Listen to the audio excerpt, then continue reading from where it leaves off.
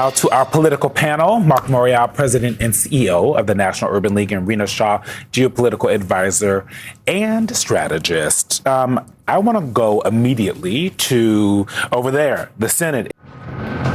She's a member of your party. Do you agree with her?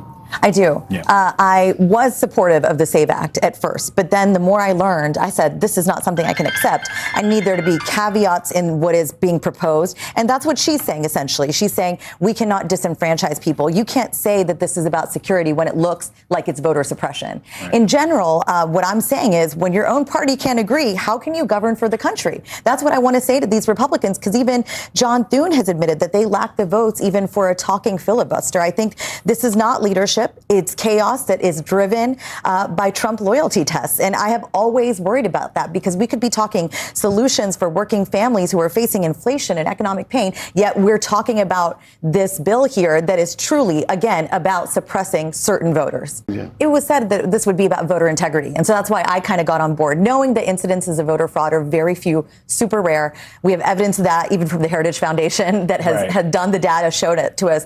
The argument really is that millions of Americans already show ID for jobs, benefits, travel. So if we can verify citizenship for welfare or driver's licenses, we can do it for voting. So I sort of said, yeah, that's fine. But Rina Shah isn't my full legal name. So that's where the problem is. Name changers, women who've been married. I changed my last name the minute my children entered preschool because I said, okay, we can't have this conundrum. So this is the issue with women. We are going to be disenfranchised if you've changed your name. And of course, I'm a rural girl, so I care about those who really will have trouble accessing the ballot box because of these big barriers. And so I think Republicans can do better. Put it away for now. Come back to it next year. Let me tell you what I agree with you on. They ought to be talking about the cost of health care, the cost of housing, access to jobs.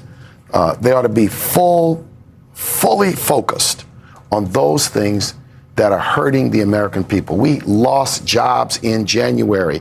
The growth rate is stalling. The stock market is doing somersaults.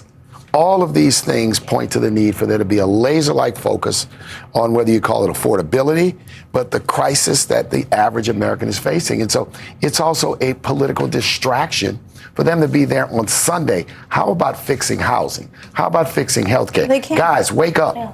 Actual case study of someone who might be disenfranchised by the SAVE Act at our table this morning.